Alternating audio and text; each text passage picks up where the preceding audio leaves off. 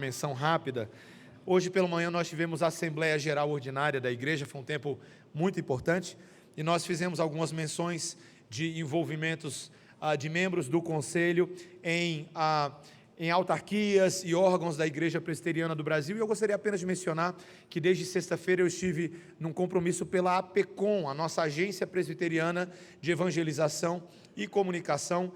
Eu estive com a APECOM pregando na Igreja Presbiteriana Central de Campo Grande, Mato Grosso do Sul, e ali comemorando o aniversário de 90 anos daquela igreja, ao mesmo tempo que realizamos o congresso da APECOM. E é sempre uma oportunidade, meus irmãos, para a gente conhecer como funciona a nossa denominação. A APECOM, ela é responsável, dentro da IPB, por promover o avanço da pregação do Evangelho. É um órgão dedicado a isso. É claro que a gente já está fazendo isso com as nossas igrejas locais e pregando, mas ao mesmo tempo nós temos promovido no Brasil conferências teológicas que visam amadurecer a igreja do Senhor, a doutrina da igreja e a atuação do corpo de Cristo em várias instâncias. Então, recentemente, eu recebi o convite para compor o quadro de pastores pregadores na APECOM. Tem alguns compromissos ao longo desse ano, peço a oração dos irmãos, mas é também uma alegria para nós, e quem sabe muito em breve nós teremos a oportunidade também de receber em nossa cidade um dos eventos da APECOM, para que os irmãos possam conhecer como funciona. É uma ótima oportunidade para a gente conhecer a nossa denominação. Irmãos, vamos abrir a palavra do Senhor em 1 Samuel, capítulo 2, nessa noite, os versículos 11 a 36.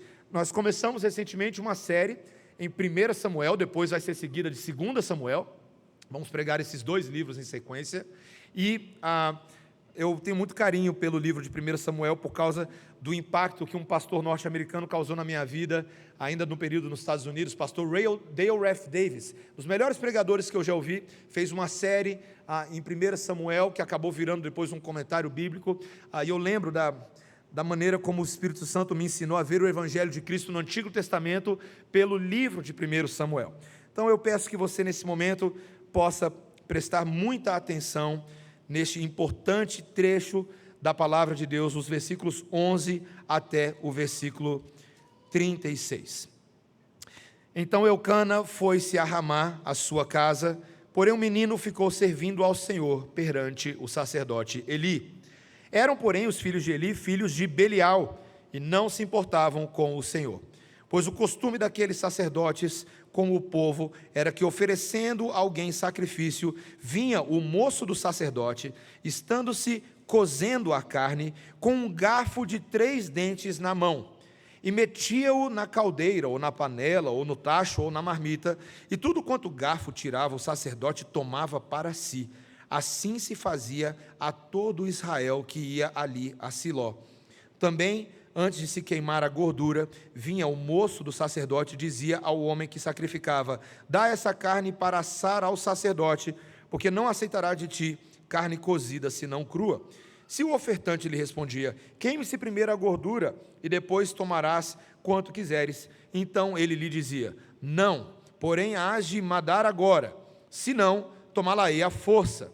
Era, pois, muito grande o pecado destes moços perante o Senhor, porquanto eles desprezavam a oferta do Senhor. Samuel ministrava perante o Senhor, sendo ainda menino, vestido de uma estola sacerdotal de linho.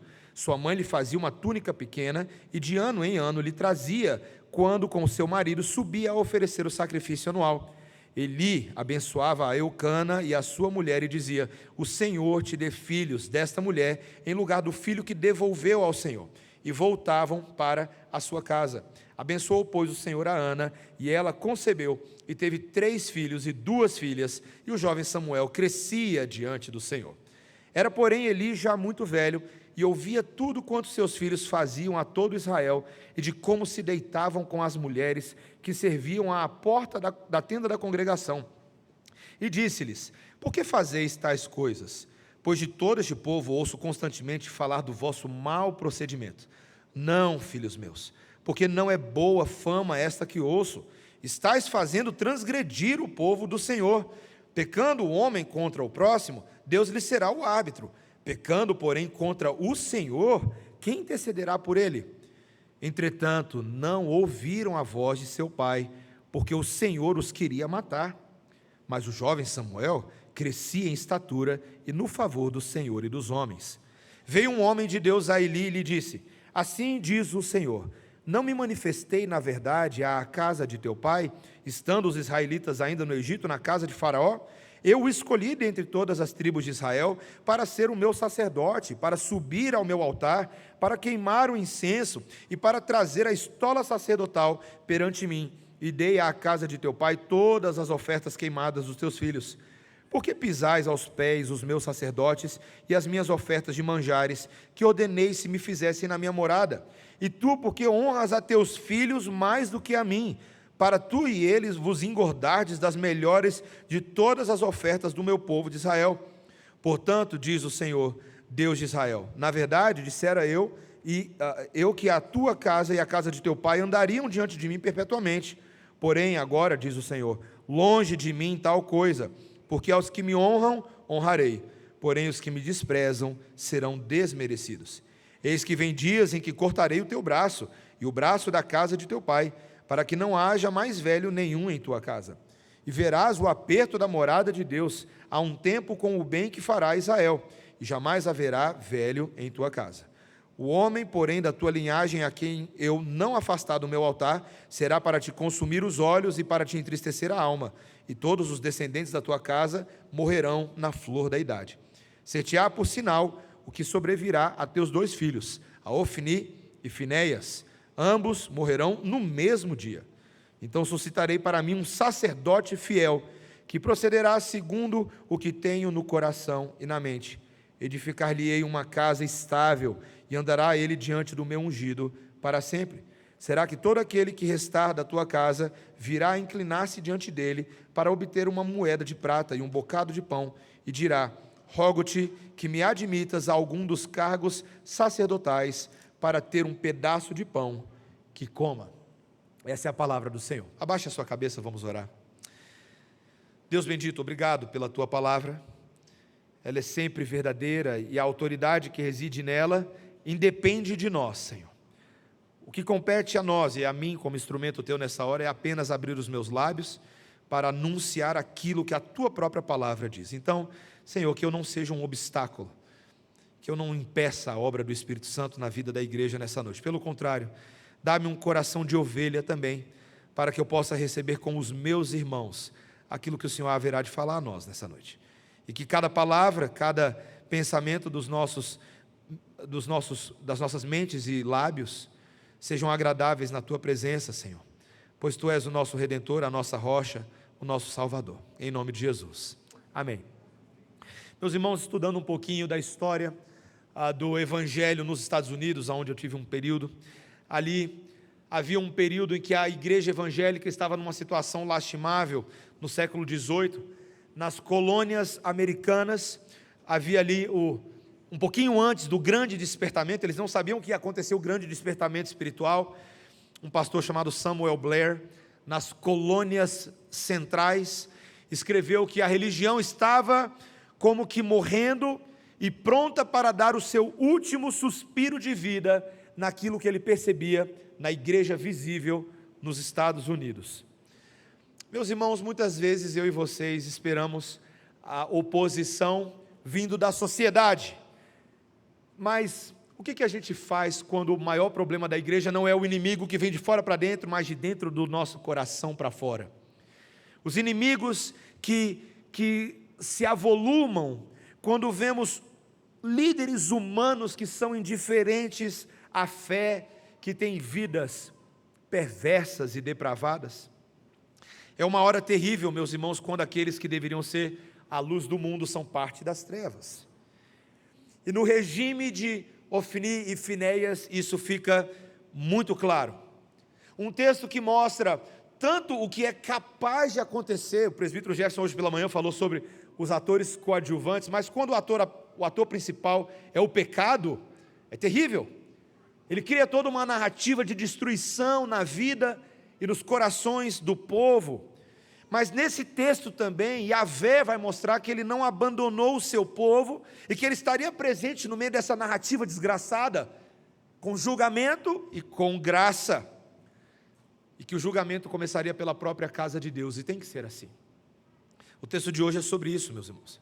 E eu gostaria de tentar encaixar as peças desse texto com os irmãos numa narrativa solidificada, primeiro pensando sobre a maneira secreta como Deus trabalha nas histórias, a maneira secreta como Deus trabalha.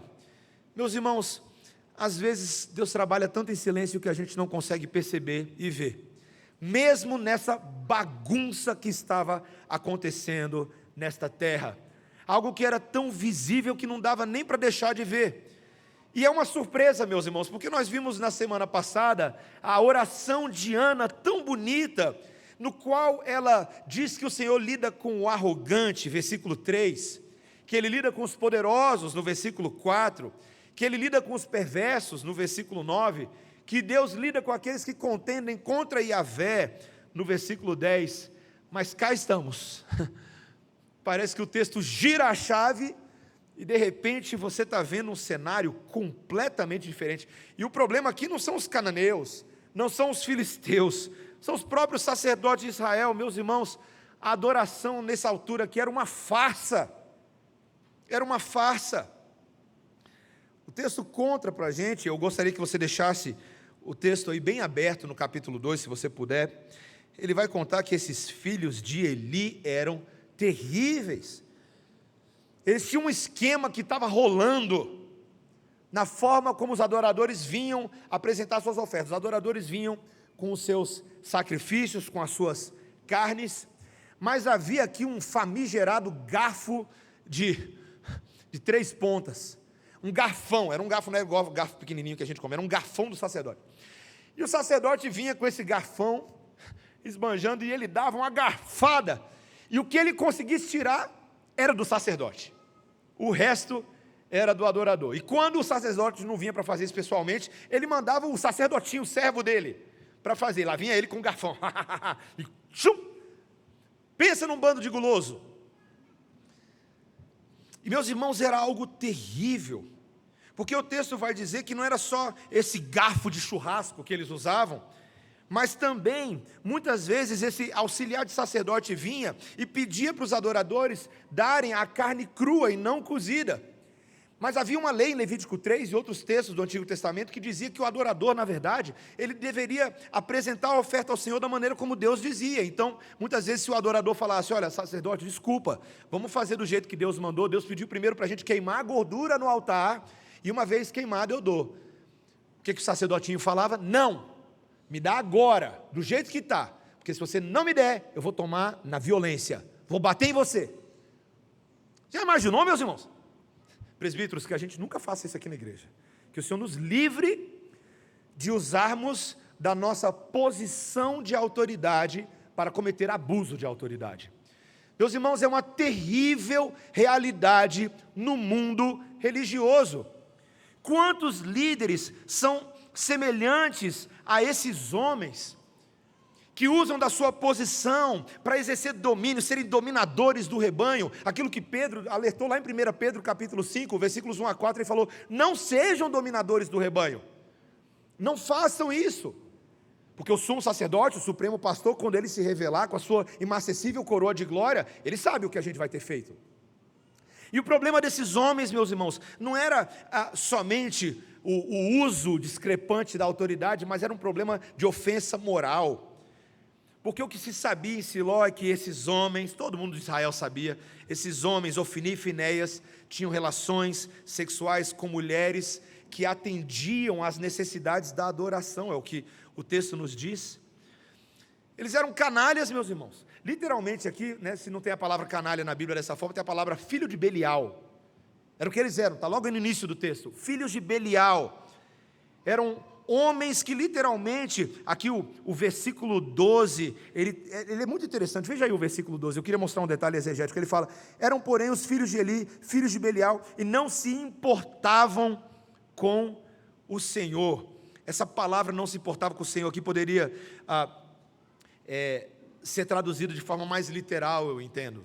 Literalmente, o que diz é que eles não conheciam Yahvé. Não conheciam Yahvé. Que trágico, meus irmãos, que essas palavras sejam usadas para se descrever os líderes espirituais do povo de Deus. E dada a raiz desses homens, o que você vai esperar do fruto? Se se a árvore está contaminada na raiz, a adoração conduzida por esses homens deveria ser tediosa, mecânica, fria, uma tragédia. Mas, meus irmãos, o que é curioso é que você lê um texto como nós já lemos em Malaquias, textos pesados como esse, e a gente bate o olho, já bate um desespero, né? Meu Deus, o que vai acontecer aqui? Será que há esperança para o povo de Deus? E é curioso, meus irmãos, a maneira como esse capítulo está escrito, porque o autor ele vai interspeçando, ele vai colocando umas dicas de esperança ao mencionar Samuel ao longo da passagem. É interessante, não é um capítulo primariamente sobre Samuel, mas existem algumas observações, testemunhos de Yahvé. Por exemplo, no versículo 11, ele menciona que Samuel estava servindo, e aí depois vem dos versículos 12 a 17, os pecados litúrgicos desses homens. Aí no versículo 18 a 21, ele volta em Samuel e a sua família, e o que Deus estava fazendo. E aí depois vem os pecados morais, nos versículos 22 a 25. Mas depois no 26 ele menciona que Samuel crescia em estatura e graça diante de Deus e do favor do Senhor. E aí ele volta para a profecia de julgamento, nos versículos 27 a 36, mas ele volta para Samuel lá no início do capítulo 3. Meus irmãos, é como se o texto não quisesse que a gente perdesse de vista a verdadeira narrativa por trás daquilo que os nossos olhos estão vendo. O nome disso é fé, meus irmãos, tá? Definição de fé. Fé é ser capaz de ver não somente o que as circunstâncias me mostram, mas a maneira como Deus enxerga as circunstâncias e o que Ele diz a respeito delas. Isso é fé. Fé é uma mudança de perspectiva. Todo o povo de Israel, humanamente falando, e aos olhos de todo mundo, estava sofrendo debaixo desses arrogantes, desses cínicos, desses sacerdotes imorais, desses clérigos que adoravam comer no porcão da iniquidade, com os garfos deles. Mas Deus vem piscando a sua esperança. Isso não vale só para essa perícope, meus irmãos. Eu diria que na verdade essa é uma forma de você ler o Antigo Testamento inteiro nos seus momentos mais difíceis. O Antigo Testamento, meus irmãos, ele é repleto de cenas difíceis, tá? Tem gente que não gosta de ler o Antigo Testamento por causa de cenas como essa e outras. Fala, meu Deus, é muito complicado isso, é muito triste, é muito cruel, parece que não tem esperança. Mas pessoas que pensam assim, é porque são pessoas que não aprenderam a caçar vagalume de noite. Como é que se caça vagalume de noite? Vagalume fica ligadão o tempo inteiro? Ah! Não, né? Vagalume pisca. E quando você está no meio da escuridão, na fazenda, talvez você já tenha feito isso, se não fez, leva seu filho para fazer. Você está no meio da escuridão, aí você fala, eu acho que tem vagalume lá, eu vi alguma coisa. Você chega perto, está tudo escuro, e fica todo mundo parado quietinho, aí um pisca, faz sim, aí você fala, olha lá, está piscando vagalume. E de repente o outro pisca, você fala, lá eu vi mais um. Aí de repente eles começam a piscar, você está vendo assim, eu achei que aqui estava tudo escuro, mas está tudo inundado de insetos piscantes. Meus irmãos, a Bíblia é assim. Tem horas que parece tudo escuro, mas eu gostaria de dizer para você que a luz do Evangelho está sempre brilhando por trás das cortinas. E eu e você precisamos de fé para ler a Bíblia do jeito certo. Você não lê pela perspectiva do mundo caído, você lê pela perspectiva da vitória do Cordeiro. É assim que se lê a Bíblia. Você lê pela perspectiva, não da história que eu estou vendo aqui agora, mas pela perspectiva do final da história que você já sabe. A luz prevalece, as trevas correm. Essa é a verdade, amém, meus irmãos? Então, quando você lê a Bíblia direito, quando você tem uma boa hermenêutica, uma boa interpretação do texto bíblico, significa que você vai ler não pela luz de pequenos vagalumes, mas da luz da candeia que brilha cada vez mais alta e exaltada. Essa é a luz certa. Então, meus irmãos, eu gostaria de deixar isso para você. Deus está no meio dessa história, é o nosso primeiro ponto. Mas o segundo lugar, meus irmãos, é de que aqui o texto também vai nos dar uma clara evidência da bondade de Deus. No meio de tragédias, nós temos a clara evidência da bondade de Deus. Isso se aplica particularmente nessa sessão que começa no versículo 18 até o versículo 21. Nós temos aqui uma descrição interessante, a história de Ofni e Finéias é interrompida, para lembrar da gente que Samuel ministrava perante o Senhor sendo ainda menino.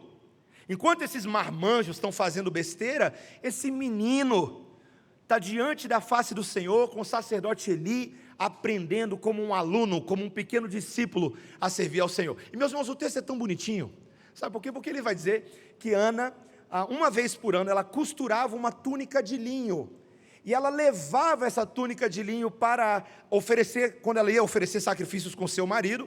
Então quando ela subia para a cidade, ela levava essa túnica ao templo, como uma mãe que faz um uniforme para a criança, ou uma mãe que prepara aquela lancheira, esqueceu, meu filho, eu deixei a lancheira em casa.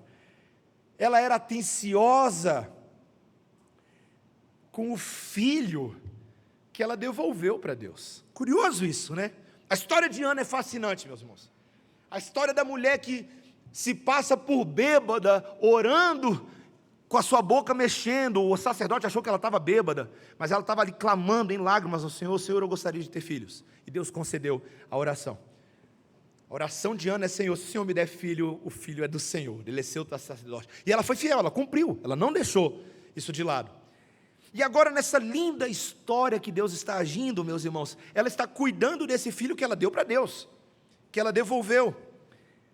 E quando Eli, o pai desses homens, ele vê a postura de Ana, ele vira para Eli e fala assim: Eli, que Deus dê a você e a sua esposa tantos quantos mais filhos, em lugar daquele que vocês devolveram para Deus. E olha que coisa linda, a estéril, de repente passa a ter 5 filhos, 5 outros filhos.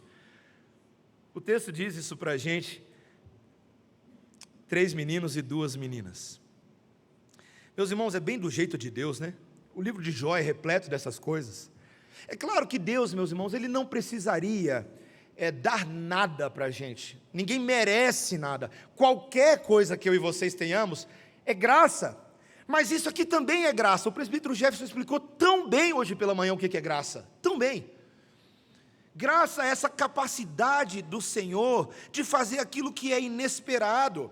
Literalmente, quando nós lemos hoje em João capítulo 1, versículo 16, graça sobre graça, esse é o jeitão de Yahvé.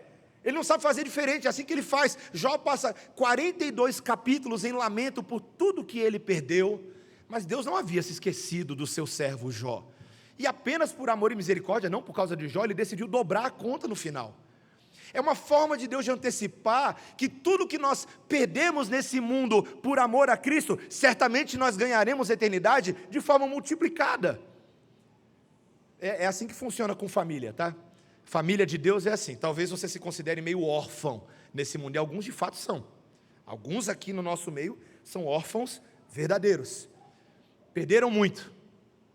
E às vezes até perderam por amor a Deus. Se tornaram órfãos de suas famílias declaradamente. Como a história que eu pretendo contar para a igreja assim que eu terminar de transcrever o vídeo. Meus irmãos, agora no Nepal, eu vi um testemunho de uma moça, daquelas histórias, você fala, não é possível. Uma moça, que era muçulmana, indiana, conheceu um rapaz crente, e ela quis tirar sarro da cara dele, começou a estudar a Bíblia para provar para ele que tudo sobre o cristianismo estava errado. No processo ela se converteu. Só que essa moça é filha de um dos políticos mais poderosos da Índia, um dos homens de altíssimo escalão. E ela vira então para o pai dela e fala: papai, eu sou cristã agora. E o pai dela olha bem no fundo dos olhos dela, e ela contou isso para mim, depois gravou um vídeo, eu vou mostrar para a igreja na hora certa. E ela conta que o pai dela vira: eu dou 5 minutos para você pegar todas as suas coisas e sair correndo dessa casa, porque se daqui a 5 minutos você ainda estiver na minha frente, eu mato você. Eu mato você. E essa moça desesperada pela própria vida, ela faz isso e ela fugiu, e ainda assim o pai colocou ela, no encalço dela, a polícia indiana. E começa a saga da vida dela de fugir, e é coisa de filme, meus irmãos. Uma moça que perdeu tudo, família, amigos, irmãos, ela não pode mais falar com ninguém, teve que mudar de nome e foi parar no Nepal. E ela conta a história dela, não como alguém que olha as coisas pela perspectiva da desgraça, mas como alguém que consegue enxergar no meio de toda a desgraça a maravilhosa, suprema e superior graça do Senhor, porque agora ela crê em Cristo e ela tem tudo Porque mesmo tendo perdido tudo, ela tem tudo. Esse é o mistério do Evangelho. Perdeu tudo, mas agora ela tem tudo. Ela tem irmãos, amigos, pessoas que se preocupam com ela, pessoas que acolheram eles nas suas casas, que esconderam eles em porões, que alimentaram eles. Ah, meus irmãos, a graça do Senhor, ela brilha como um vagalume bem forte. Todos os sacrifícios que fazemos por amor a Cristo, eles sempre são compensados. Sempre. Quando eu e você nos casamos, você com a sua esposa, eu com a minha, tá? Ali no nosso casamento, nós fizemos um pacto de perder algumas coisas. Quando você se casa, você não está mais disponível para todo mundo. Você está disponível para o seu cônjuge. E você tem que fazer concessões e sacrifícios. Esse compromisso custa algo, e é algo para o resto da vida. Você depois não pode divorciar, porque a palavra do Senhor diz que aquilo que Deus juntou jamais separe o homem. Mas ao então comprar esse custo para si, você também recebe muito mais do que o que você deu, não é verdade? Quando você recebe em troca um parceiro, uma companhia, um afeto devoto, alguém que nos ajuda diariamente, alguém que vai discutir com a gente espiritualmente, às vezes não espiritualmente, mas também é ferro afiando ferro. O pastor Dale Ralph Davis fala que a esposa dele é o antidepressivo encarnado dele. Nunca ouvi ninguém declarar amor à esposa dessa forma. Ela é meu antidepressivo encarnado. A gente ganha muito mais do que o que a gente perde. No Evangelho as coisas funcionam assim. E agora a gente vai ver que essa bondade do Senhor sobre os seus, continua acompanhando os seus, ainda que a gente vá ver cenas muito terríveis depois. Deus é assim, a bondade e misericórdia nos seguirão todos os dias da nossa vida. Ainda que no mundo a gente vai ter aflição até o dia de Jesus voltar, e as aflições são grandes, meus irmãos. Em terceiro lugar, veja aqui agora o perigo temerário do julgamento de Deus. Esse é o terceiro ponto, porque o texto vai contrastar agora. O texto está fazendo isso, meus irmãos, exatamente o que ele está fazendo. É um contraste entre a situação de Samuel, de seu amor de mãe, e de Eli e dos seus filhos. Enquanto Samuel era o queridinho dos olhos da mamãe, literalmente, ele era amado, Ofni e Finéias era um desgosto para o pai. E a gente vai ver aqui no versículo 22, então, que esse mesmo Eli que acabou de abençoar Eucana e sua esposa, agora ele toma conhecimento, ele já estava velho, e a notícia dos seus filhos traz grande tristeza ao seu coração. Meus irmãos, esses homens tinham transformado o tabernáculo num bordel. Um lugar onde o pecado era cometido em vez de confessado. E Eli tentou alertá-los, é o que o texto vai dizer. Veja, se você olhar comigo, aqui claramente o texto nos diz, versículo 23, olha aí comigo. Veja com atenção. E disse-lhes: por que fazeis tais coisas? Pois de todo este povo ouço constantemente falar do vosso mau procedimento. Não, filhos meus, porque não é boa fama esta que ouço, estáis fazendo transgredir o povo do Senhor.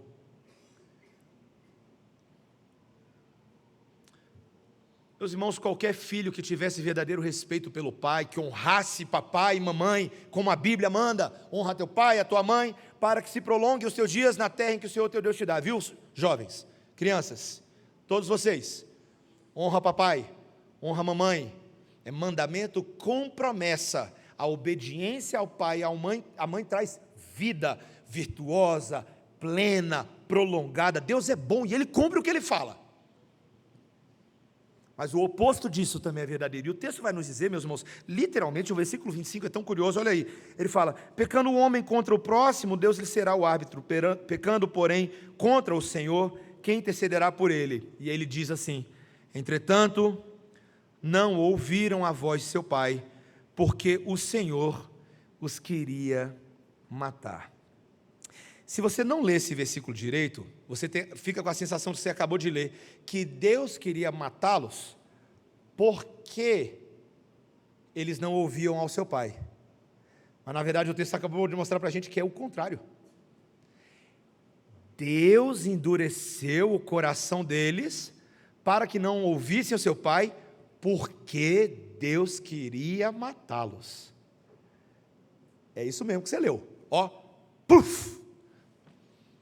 Como assim, pastor? Pastor? Agora a gente vai testar seu calvinismo aqui agora, tá?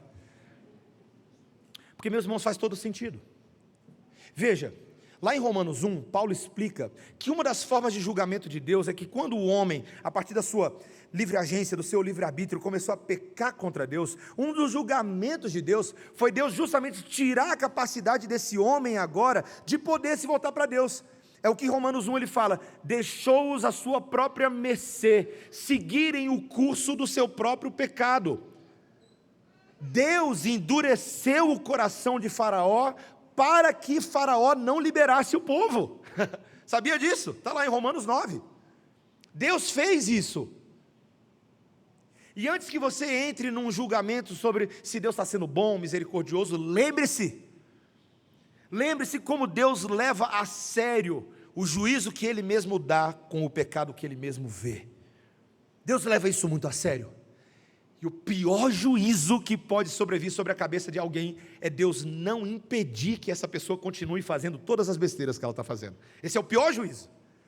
É quando Deus não coloca barreiras, freios à maldade.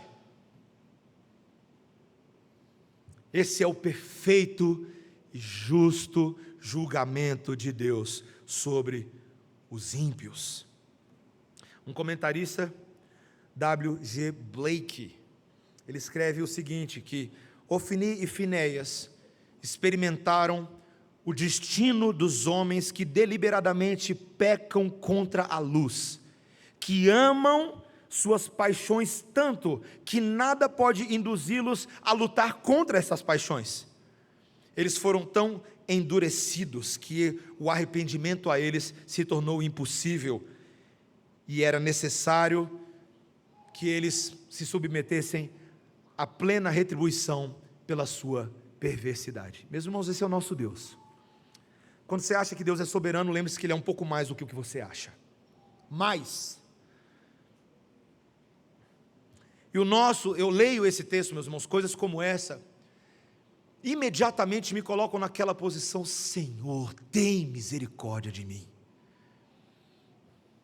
Às vezes eu fico me questionando se certas teimosias do meu coração são pequenos juízos de um pai amoroso sobre mim, que fala: eu vou deixar você colher a consequência das suas próprias decisões, para você ver o que é bom, e aí quando você estiver amargando, você vai correr para mim: papai, desculpa, fiz de novo. Nem sempre, meus irmãos, a criança deixa de colocar o dedo na tomada só porque você botou a fita. De vez em quando ela tem que tomar um choque. Isso é bom para a criança, ela aprende. Lembro uma vez, aquela história você já deve ter ouvido antes, acontece com alguns filhos. Colega meu em sala de aula, quando a gente era da 4ª série na escola, classe 111 Sul, se envolveu numa briga, e a diretora na época, amiga minha hoje, vira e fala que ela ficou desesperada, porque ela queria impedir a briga de acontecer, e o pai do menino chegou, e ele não impediu a briga de acontecer, ele deixou a briga acontecer, para ver o que o filho dele ia fazer.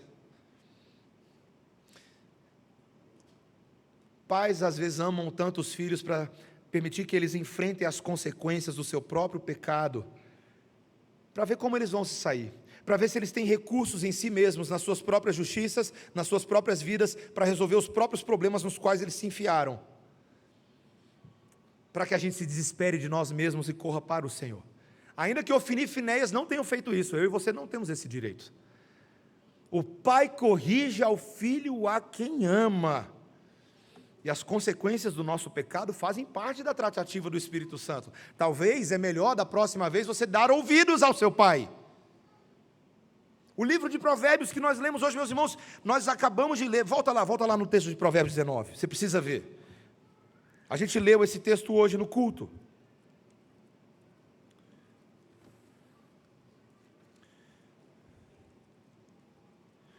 Provérbios 19. Ele descreve justamente a consequência desses homens, por não ouvirem a voz de Deus pela boca do seu pai, dos seus pais terrenos. Versículo 16: o que guarda o mandamento guarda a sua alma, mas o que despreza os seus caminhos, esse morre. Depois ele fala no versículo 18 aos pais: castiga teu filho enquanto há esperança. Pais, castiguem aos seus filhos enquanto há esperança, tá? Não tenham medo, quem está mandando é a Bíblia. Castiga teu filho enquanto há esperança, mas não te excedas a ponto de matá-lo. Paulo lembrou em Efésios capítulo 6 que nós não devemos conduzir os nossos filhos à ira e nem irritá-los, mas conduzi-los na disciplina, na admoestação do Senhor. Então violência paternal também não está com nada. Cuidado com isso. Agora olha só o que ele vai dizer, versículo 20: ouve o conselho e recebe a instrução, para que seja sábio nos teus dias por vir. Muitos propósitos há no coração do homem, mas o desígnio do Senhor permanecerá. Versículo 23: o temor do Senhor conduz à vida, aquele que o tem ficará satisfeito e mal nenhum o visitará. O preguiçoso mete a mão no prato e não quer ter o trabalho de levar à boca. É o povo que gosta de meter o garfão. Preguiçosos. Versículo 25: quando ferires ao escarnecedor, o simples aprenderá a prudência. Repreende ao sábio e crescerá em conhecimento. Versículo 27: filho meu, se deixas de ouvir a instrução, desviar-te-ás das palavras do conhecimento. Versículo 28: a testemunha de Belial escarnece da justiça, e a boca dos perversos devora a iniquidade. É quase como se Provérbios 19, 16 a 29 fosse o irmão gêmeo de 1 Samuel, capítulo 2, versículos 11 a 36. Ouça a voz do Espírito Santo hoje à noite, meu irmão. Porque senão, meus irmãos, o texto vai deixar claro, volta lá para 1 Samuel capítulo 2, caminhando já aqui para a última parte do sermão. O texto vai deixar claro o que pode de fato vir a acontecer conosco. A partir do versículo 27, o texto vai deixar claro, 1 Samuel 2, 27, de que eis então um homem de Deus, surge do nada. A Bíblia não fala nada sobre esse homem, mas fala que ele era um profeta, e ele veio a Eli com a palavra de Deus, é o que está escrito no versículo 27. E é interessante, meus irmãos, porque ele havia repreendido os seus filhos pelas suas ofensas morais, nos versículos 22 a 25. E a gente poderia até depreender que ele também reprovava as ofensas litúrgicas que esses homens estavam fazendo. Porém, meus irmãos, Eli não tomou nenhuma atitude para fazer com que esses homens deixassem de ser sacerdotes enquanto faziam essas coisas. Meus irmãos, talvez Eli até não conseguisse impedir de eles fazerem os pecados que eles tinham que fazer. Mas Eli era sacerdote na casa do Senhor, chamado para zelar pelas coisas do Senhor, e ele estava tolerando que aqueles pastores, seus filhos, fizessem o que estavam fazendo. Não tinha disciplina eclesiástica aqui não, meus irmãos. Era a casa da mãe Joana, desculpa Joanas, mas era a casa da mãe Joana. Eles faziam o que eles queriam. Não tinha disciplina eclesiástica, não tinha repreensão. Sério, meus irmãos, eu estudando esse texto, eu fico pensando, Senhor, tem misericórdia. Eu vou repetir, meus amados presbíteros que estão aqui comigo nessa noite, que o Senhor nos livre de a gente achar que a gente pode fazer qualquer coisa, que isso não vai ter consequência. E por isso que a gente precisa da oração da igreja, viu, igreja? Orem pelos seus presbíteros, orem pelos seus pastores, orem de verdade. Porque os ataques contra a liderança da igreja podem ser severos da parte de Satanás. Meus irmãos, e às vezes são severos. Eu e os presbíteros já passamos juntos por algumas trincheiras aí contra Satanás. É feio o negócio. E os ataques são pessoais, são ataques às nossas famílias, ataques à nossa fé, ataques à nossa consolidação. Mas aqui nada prestava, meus irmãos. Então o texto vai dizer que a situação de Eli e da sua casa era muito complicada. Era complicada, meus irmãos, porque essa era uma linhagem de homens que havia sido separada por Deus para fazer a obra do Senhor. Esse homem de Deus vem e fala no versículo 27, Deus falando, não me manifestei na verdade à casa de teu pai, estando os israelitas ainda no Egito, na casa de Faraó, eu o escolhi dentre todas as tribos de Israel, para ser o meu sacerdote, para subir ao meu altar, para queimar o incenso, para trazer a estola sacerdotal perante mim, eu dei à casa de teu pai todas as ofertas queimadas dos filhos de Israel. Eli, veja toda a graça de Deus para com você, Ele escolheu você, Eli, para ser pastor com seus filhos. Ele tem feito bem a vocês. A coisa era tão interessante que eles nem precisavam dar dízimos. Olha que coisa curiosa, porque eles eram quem recebiam os dízimos de Israel, por causa dos trabalhos que eles prestavam ao próprio povo de Deus. Eu tenho sido bondoso com vocês, eu permito vocês se apresentarem na minha presença com as ofertas do povo, com a estola sacerdotal. Vocês podem vestir aquela roupa bonita de sacerdote. É assim, Eli, que vocês pagam a minha graça com vocês?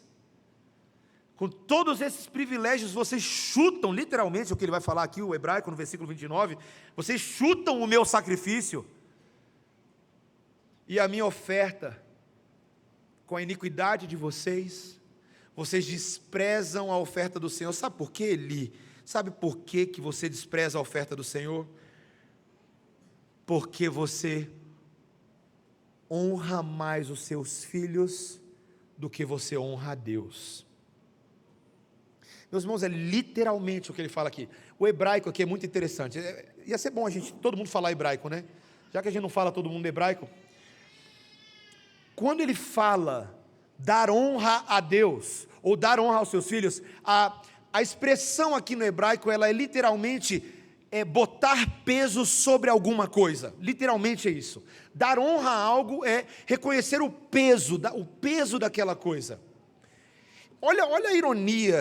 No português a gente pede, mas no hebraico a ironia do escritor é tão alta, porque ele fala, Eli, você está dando mais honra aos seus filhos, e vocês, ou seja, você está dando mais peso aos seus filhos, e literalmente, versículo 30, vocês estão ficando mais pesados por causa das carnes com gordura, vocês estão ficando mais gordinhos.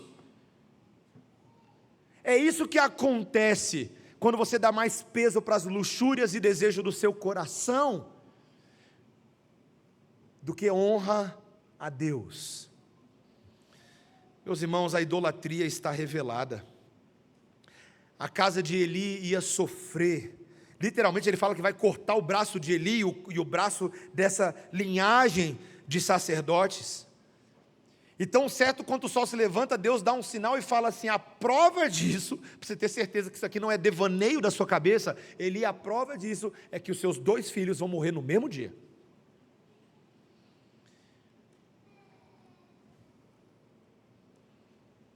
Meus irmãos, imagine nós chegarmos a ponto de Deus ter que julgar e disciplinar o seu povo, porque a gente inverteu a relação de adoração, e aquilo que era bênção para agradecer a Deus, se tornou Deus nos nossos corações.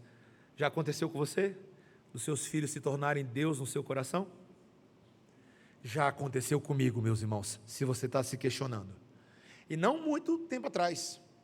Graças a Deus eu reconheci isso, pela misericórdia do Senhor. Eu comecei a orar nessa direção. Eu percebi, meus irmãos, que esses filhos, que eu sempre falo para vocês aqui, esculachando, eles são tão pequenininhos,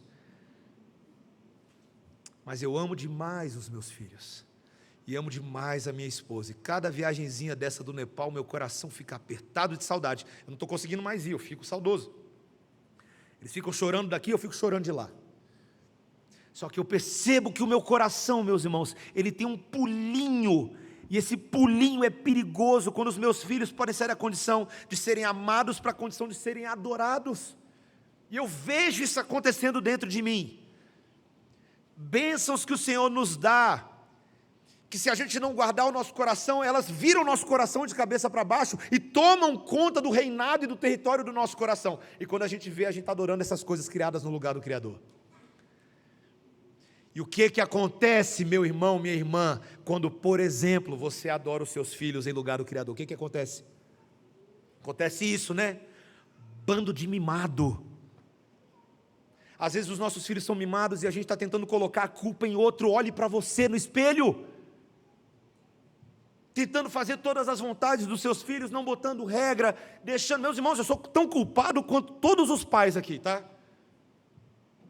Quando a gente deixa no celular tempo demais, no tablet tempo demais, no desenho tempo demais, quando a gente não monitora os amiguinhos, porque a gente fala, é pequenininho, não tem problema, mas as más conversações corrompem os bons costumes. Quando o filho vira para você e fala assim, papai, eu quero namorar, dependente da idade, 14, 15, 16, 18, 12, não importa. E aí você transfere a responsabilidade, porque você não quer perder a amizade do seu filho. Então, eu não vou ter conversas difíceis com meu filho, não está na época ainda. Quando ele tiver 49 anos de idade, a gente conversa. Aí você transfere a responsabilidade. Isso é idolatria, tá?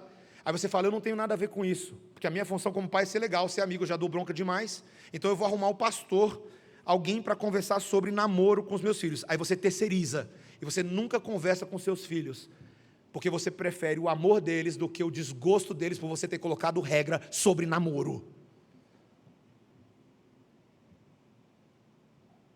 E Deus pesa a mão na sua própria casa. Meus irmãos, o comentarista coloca, para Eli, o seu sangue de família era mais grosso do que o sangue da fidelidade. E meus irmãos, a verdade é, e que o Senhor tenha misericórdia de nós, é que a limpeza precisa sim começar dentro da casa do Senhor. Para que a gente não chegue nesse ponto, e aqui não se aplica só aos sacerdotes e pastores, tá, meus irmãos? Para que a gente não chegue nesse ponto de Deus ter que descer a lenha na gente, é necessário que nós, como crentes individuais e como igreja do Senhor, sejamos sérios na tratativa do nosso pecado e da nossa idolatria. Muitos podem acabar indo para a sepultura achando que é mais importante ser legal com as pessoas do que fiel a Deus. Meus irmãos, como é fácil para a gente na vida da igreja, a gente cometer esses pecados uns com os outros, quando a gente não quer ofender ninguém, quando a gente quer equalizar tudo na gente boice, gente é gente boa, a gente é legal, a gente diz que a gente ama, e aí a gente ignora a lei de Deus, a gente essencialmente despreza a santidade do Senhor.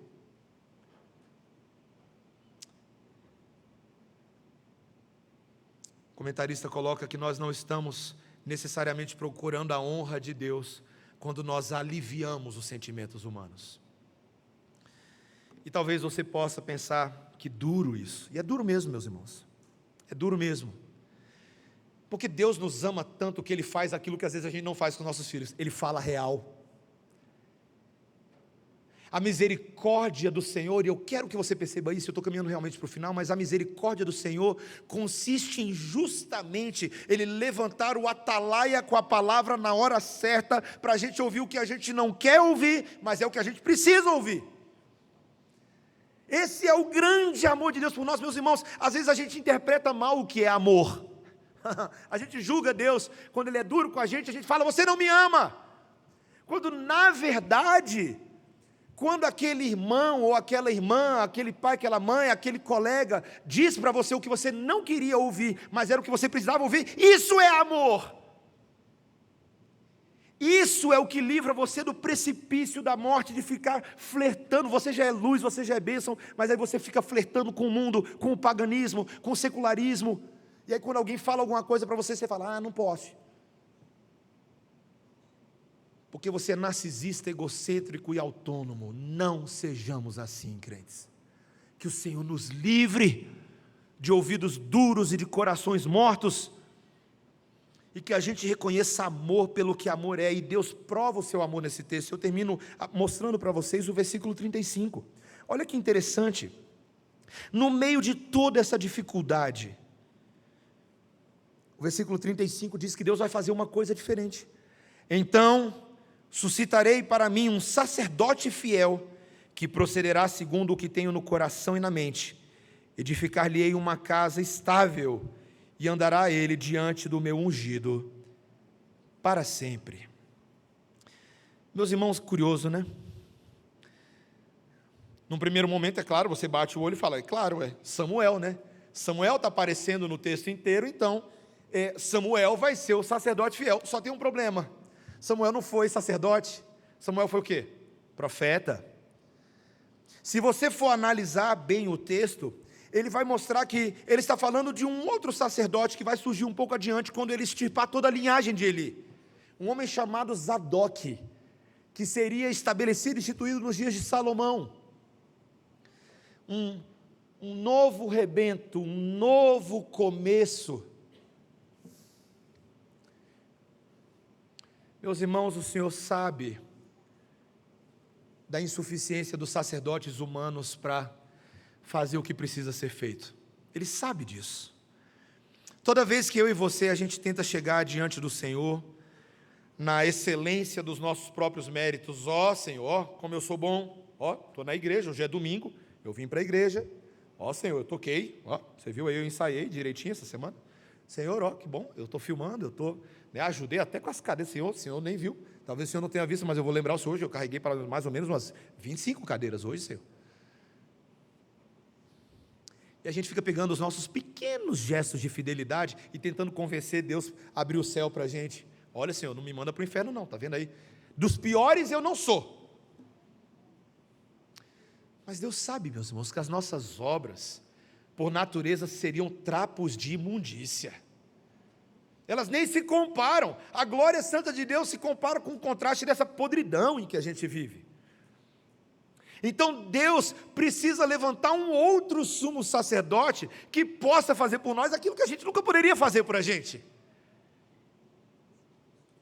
Meus irmãos, Deus está tentando nos livrar dessa altivez e soberba da autossalvação hoje à noite, mostrando a realidade de quem a gente é, e falando, eu tenho outro sumo sacerdote, da linhagem de Zadok, da linhagem de Melquisedeque. Esse é o nosso Deus, meus irmãos.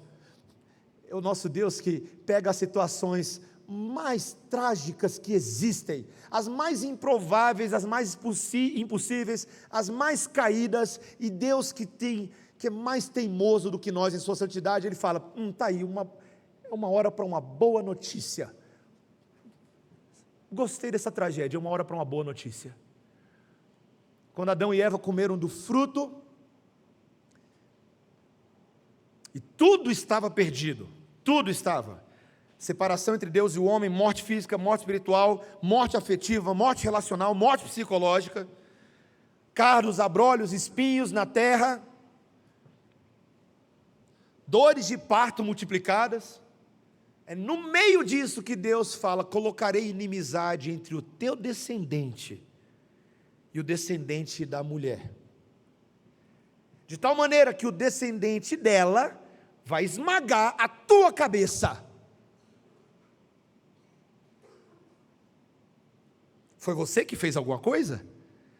Foi você que falou, Senhor, então tá, eu vou dar uma ajuda, peraí que eu estou pelado, aí você vai lá e se cobre com as suas roupinhas de justiça própria, com a sua vegetação pessoal, aí Deus fala, não serve, não é você que vai fazer, sou eu como seu sacerdote, calma lá, aí ele vai lá, mata animais, e pega aquela pele sanguenta, e ele mesmo costura, e cobre a nudez do pecado de Adão e Eva, é o sacerdote que faz, para que Adão e Eva pudessem ter esperança, e Noé, e Abraão, e Moisés, e José, e Samuel, e Zadok, e Davi, e Zorobabel, e Daniel, e Esther, e Neemias, e todos aqueles que invocam o nome do Senhor, como eu e você. A nossa esperança é porque haveria um sumo sacerdote, que faria exatamente o oposto desses homens. Aonde eles falharam, ele acertou. Eles foram infiéis, ele foi fiel sempre. Meus irmãos, eu garanto para vocês, não devia faltar mulher ao redor de Jesus, tá? Só para deixar bem claro, tá bom? Ele era um líder popular, chamativo, cheio de milagres, sem dúvida haveria interesseiros e interesseiras, mas nisso ele não pecou. Assim como Samuel foi trazido pelos seus pais bem novinho para ser circuncidado, e ainda novinho, Não foi porque Maria teve que levar um uniforme, foi porque ela achou que ela perdeu o filho dela. Ela volta correndo: cadê meu filho? Cadê meu filho? E quando ela chega, está lá debatendo com os doutores da lei, mas falando com alegria e propriedade das coisas do seu pai. Olha que família bendita, essa família de Jesus, porque ele tinha aqui José e Maria, mas lá ele tinha um pai celestial, e a honra dele era para com o pai dele, um filho fiel. O pai fala, ele ouve, ele fala, o pai ouve. Que lindo, meus irmãos! Que lindo ver Jesus se relacionar com o Pai Celestial, e porque ele era um grande filho do Pai Celestial, ele se tornou um grande filho para José e Maria. Crianças, filhos, é assim que vocês se tornam bons filhos. Se vocês tiverem grande amor e temor pelo Pai Celestial, certamente vocês terão grande amor e temor pelos seus pais terrenos. É assim. Em nada ele pecou, meus irmãos. Não foi ele que garfou, né? Ele foi garfado, literalmente. Os homens devoraram Jesus. Os romanos e os judeus e todos nós que estávamos representados naquele pecador, nós nos beneficiamos da morte dele. Muitos com zombaria, uns para desprezo e para a morte, para a própria condenação, mas nós nos alimentamos da carne dele para a salvação. Ele se deixou garfar por amor de nós, para que alimentados dele, nós que estávamos subnutridos no pecado, fôssemos feitos filhos de Deus, a saber, os que creem no seu nome. Já imaginou que refeição é essa? Minha saudade do Biso é que ele gostava de fazer a ceia, né? É uma boa saudade, eu falei isso para ele agora lá. Falei: Biso, eu sempre gostei. Primeiro, o Biso, não sei se você sabe, a minha ilustração final de sermão é o reverendo Silvio Biso. O reverendo Silvio Biso, quando foi fazer o mestrado dele em teologia no Leandro Jumper, ele foi estudar sobre a ceia do Senhor. Foi legal porque a gente se engajou em umas conversas, só que aquilo acabou impactando muito o coração do reverendo Silvio Biso e o ministério dele. Eu lembro a primeira ceia que o reverendo Silvio Biso fez aqui, vocês não sabem, mas eu sei porque eu estava acompanhando ele. A primeira ceia que ele fez depois que ele começou a ler Calvino profundamente sobre a doutrina da ceia do Senhor, ele mudou a postura dele ali. Não que a postura dele antes fosse ruim, mas agora, quando ele se deu conta, quando você se dá conta de que quando você está comendo desse pão e bebendo desse vinho, não são meros símbolos. Você está tendo comunhão espiritual com o Deus vivo e você está quase como se comendo dele, sem canibalismo, não é esse o ponto. Mas comer na Bíblia é o símbolo da máxima intimidade e da comunhão que umas pessoas podem ter. Quando os sacerdotes eram consagrados no tabernáculo, em Êxodo capítulo 29, uma das coisas que eles tinham que fazer depois de serem banhados em óleo, era comerem uma refeição de pães ázimos, de bolos, de tortas, eram colocados e eles comiam entre eles, mas ali era como se eles estivessem comendo com Deus. E aí você pensa, meus irmãos, que Ele nos amou tanto, a ponto de se deixar comer, para que a gente tenha tanta intimidade com Ele, que a gente nunca mais queira comer mais nada na nossa vida, que não seja a saborosa comida do maná que desceu do céu por mim e por você. Você já comeu desse maná? Eu quero perguntar para você hoje à noite, esse é o final do meu sermão. Você já comeu desse maná? Meus irmãos, ele é ofertado de graça. Ele veio do céu de graça. Ele é delicioso. Seu sabor é inconfundível, incomparável, porque é sabor de perdão de pecados, é sabor de libertação da culpa. Quem come do maná celestial não tem mais culpa, não deve mais nada ao diabo. E não tem o que temer. É tão libertador que esse maná, advogado celestial, ele está sempre como um sumo sacerdote à destra do Pai, depois de ter subido e ter ressuscitado dos mortos, ele está lá. Então quando você está aqui na terra, com pecados, com luxúrias, com olhos travados, com coração duro, você confessa essas coisas, e o Espírito Santo que intercede por nós com gemidos inexprimíveis, e nos ajuda a orar, porque a gente não sabe como orar, ele eleva as nossas orações ao céu, e lá tem um advogado, então está todo mundo aí trabalhando, o Pai, o Filho e o Espírito Santo, todo mundo fazendo a nossa oração ser acessível na presença do Senhor. Então ela não chega lá podre, ela chega como incenso agradável na presença de Deus.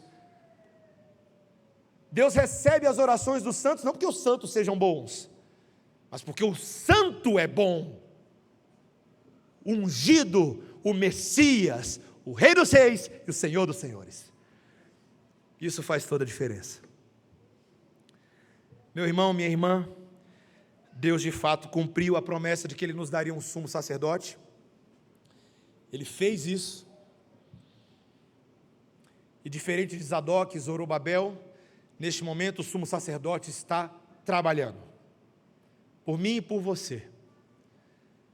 Para nos livrar das armadilhas mais perniciosas do nosso coração. Da hipocrisia e da tentativa de viver uma vida religiosa, mas não corresponder à verdade interior. Graças a Deus que o Senhor te conhece, então não tente se esconder do Senhor. Seria tolice sua se você tentar se esconder do Senhor, Ele sabe o que você é feito. Mas Ele é bom, e amável, e misericordioso, e perdoador. E Ele pode te ajudar hoje à noite. Se você confessar o seu pecado, Ele é fiel e justo para te perdoar os seus pecados e te purificar de toda injustiça. Abaixe a sua cabeça, vamos orar. Senhor Deus, o Senhor levantou um sumo sacerdote,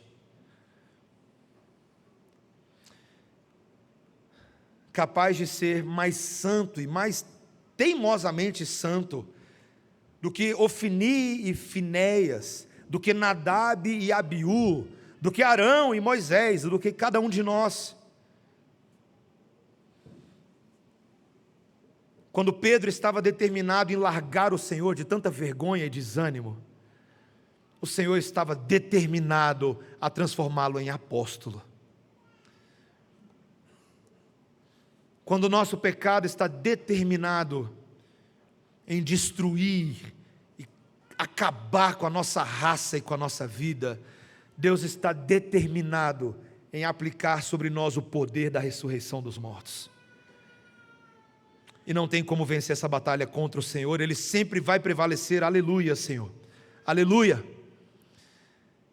porque o Senhor fez subir da sepultura um fiel sacerdote, e Ele terá a liderança de direito sobre o seu rebanho, ainda que Ele tenha que nos depurar, que Ele tenha que nos disciplinar, que Ele tenha que tratar os ídolos do nosso coração. No fim das contas, nós sabemos que o que sobra é a obra perfeita, alegre, vibrante, esperançosa e maravilhosa do Filho de Deus sobre a igreja. A igreja está sendo construída no dogma de Cristo, e as portas do inferno não podem prevalecer contra ela. Então, obrigado, Senhor, porque em Tua obstinação nós encontramos a nossa segurança, em Tua tenacidade nós encontramos o nosso lugar de confiança. Em nome de Jesus. Amém. Irmãos, vamos ficar de